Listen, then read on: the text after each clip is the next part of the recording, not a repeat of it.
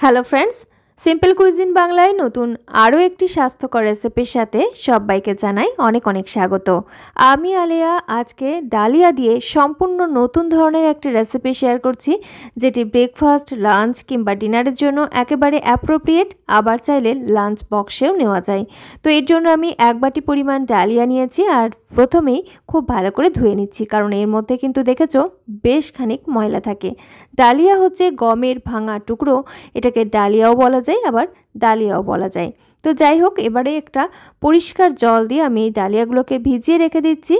চাইলে 1 ঘন্টা রাখা যেতে পারে, 30 মিনিট রাখা যেতে পারে, আবার ওভারনাইটও ভিজিয়ে রাখা যেতে পারে, তবে অবশ্যই ভিজিয়ে রাখতে হবে। এবারে একটা ছোট বাটির মধ্যে একটা ডিম ভেঙে নিলাম, সঙ্গে দিয়ে দিলাম স্বাদমতো লবণ, চিলি ফ্লেক্স, লঙ্কা কুচি, খানিকটা পেঁয়াজ কুচি এবং ধনেপাতা কুচি।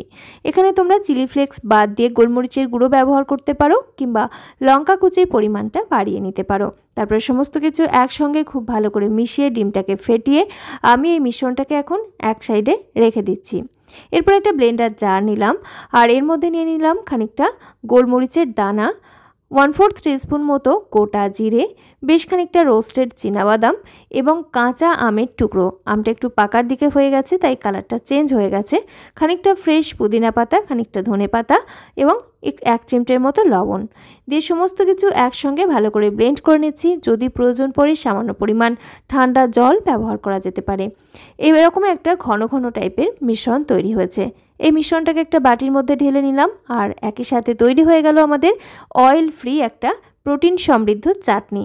এই চাটনিটা আমরা কিন্তু যে কোনো স্ন্যাক্সের সঙ্গে নিতে পারি, আবার আমাদের আজকের এই রেসিপির জন্য একেবারে উপযুক্ত।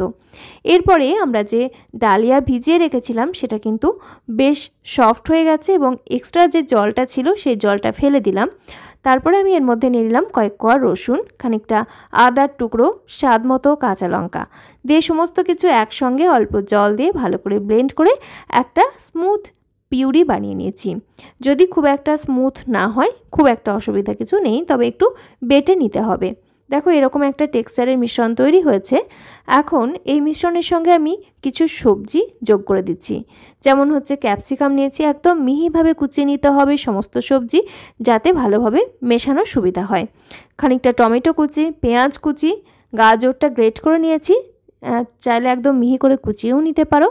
সঙ্গে দিয়ে দিচ্ছি পরিমাণ মতো লবণ আর ভাজা জিরে ধনের গুঁড়ো, একসঙ্গে করে জিরে ধনে শুকনো খোলায় একটু ভেজে গুঁড়ো করা রয়েছে দিয়ে সমস্ত কিছু একসঙ্গে মিশিয়ে নিচ্ছি। খানিকটা কাঁচা লঙ্কা কুচিও ব্যবহার করলাম, খুব ভালো করে মিশিয়ে নিচ্ছি। আর এই মিশ্রণটা কিন্তু একদমই পাতলা হবে না, একটু ঘন ঘন টাইপের হবে, আবার খুব বেশি ঘন না, জাস্ট একটা হালকা জলীয় ভাব থাকবে।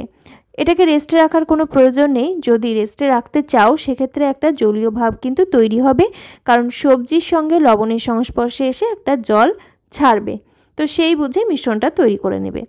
এরপরে আমি একটা প্যান গরম করে নিলাম আর এর মধ্যে সর্ষের তেল নিয়ে নিচ্ছি। 1/4 টিস্পুন পরিমাণ তেল এখানে আমি নিয়েছি আর তেলটা আমি চারিদিকে জাস্ট সুন্দর করে স্প্রেড করে নিচ্ছি।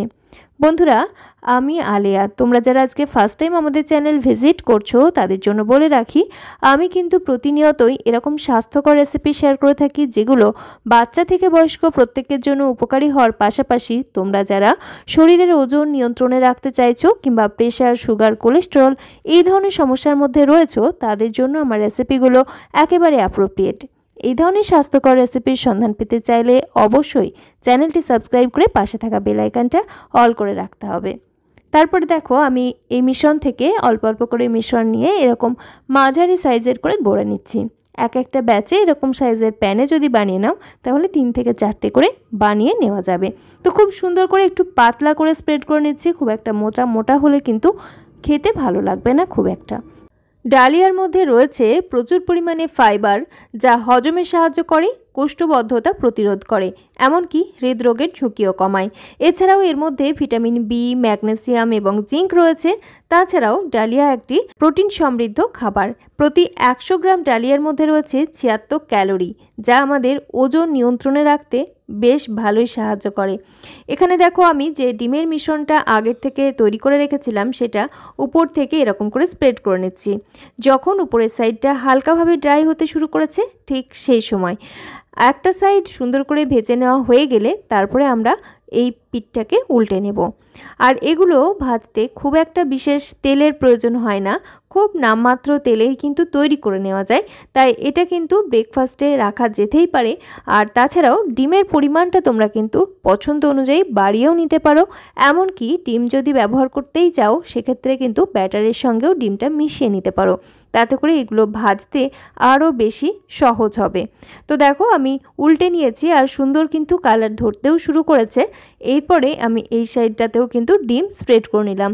এরকম করে তোমরা চাইলে একটু পাতলা করে বড় সাইজের একটা করে বানিয়ে নিতে পারো, দেখতে অনেকটা পরোটার মতো হবে। যারা মনে করো যে ওয়েট লস ডায়েটে পরোটা খাওয়া চলবে না, তারা কিন্তু এরকম স্বাস্থ্যকর উপায়ে ডিম পরোটা বানিয়ে নিতে পারো। আশা করছি আমার আজকের এই স্বাস্থ্যকর টিফিনের আইডিয়া তোমাদের মন্দ লাগবে না। যে কোনো সময় খাওয়া যেতে পারে, যে কোনো বয়সের মানুষকেই সার্ভ করা যেতে পারে, কারণ এর মধ্যে প্রচুর পরিমাণে পুষ্টিগুণ রয়েছে। আর ডালিয়ার যে কী খাদ্য উপাদান রয়েছে তা তো আমি তোমাদেরকে প্রাথমিকভাবে জানিয়েই দিলাম। তো দেখো সুন্দর করে উল্টে পাল্টে ভেজে নিচ্ছি। এক একটা ব্যাচের এই নাস্তাগুলো ভাজতে আমার সময় লেগেছে 2.5 থেকে 3 মিনিট করে। যেহেতু এর মধ্যে ডিম ব্যবহার করা হয়েছে, তাই যেন কোনো অংশে কোনোভাবে কাঁচা না থাকে সেদিকে খেয়াল রাখতে হবে। আর সবজিগুলো যাতে সুন্দরভাবে কুক হতে পারে তার জন্য আঁচ রাখতে হবে মাঝারিতে। আর তারপরে নিজেদের পছন্দ অনুযায়ী কালার ধরিয়ে সুন্দর করে উল্টে পাল্টে ভেজে নিলেই তৈরি ডালিয়ার দুর্দান্ত স্বাদের একদম সম্পূর্ণ নতুনত্ব টিফিন রেসিপি। তবে একেবারেই কিন্তু ওভারকুক করার প্রয়োজন নেই বা বেশি ফ্রাই করার প্রয়োজন নেই, তাহলে আবার এর পুষ্টিগুণ কমে যেতে পারে, আবার হিতে বিপরীত হওয়ার সম্ভাবনাও রয়েছে। তো দেখো এখন আমি পরিবেশন করে নিচ্ছি। আমরা যে চাটনিটা বানিয়েছিলাম ওই চাটনি দিয়ে এই নাস্তাটা খেতে কিন্তু দুর্দান্ত লাগে। তবে এই চাটনি তোমরা কিন্তু অন্য কোনো স্ন্যাক্সের সঙ্গেও বানিয়ে নিতে পারো, খেতে ভীষণই ভালো হয়। তো দেখো ভীষণ সফট, এগুলো তোমরা লাঞ্চ বক্সে নিতে পারো, কারণ সারাদিন কিন্তু এমনটাই নরম থাকে। সেক্ষেত্রে জাস্ট ডিমটা বাদ দিলেই চলবে, ডিম বাদ দিলেও কিন্তু খেতে বেশ ভালো হয়। একদম নতুনত্ব স্বাদের এই টিফিন বাড়িতে অবশ্যই একবার বানিয়ে দেখো, খেতে আশা করছি বাচ্চা বড় সববার ভালো লাগবে। এমনকি এটা তোমরা ওয়েট লস ডায়েটের মধ্যেও ইনক্লুড করতে পারো। আশা করছি আমাদের আজকের এই টিফিন রেসিপি তোমরা বাড়িতে বানিয়ে দেখবে, ভালো লাগলে একটা লাইক করবে, কমেন্ট করবে এবং তোমার আত্মীয় পরিজনদের সঙ্গে শেয়ার করতে ভুলো না। ভিডিওটি শেষ পর্যন্ত দেখার জন্য ধন্যবাদ।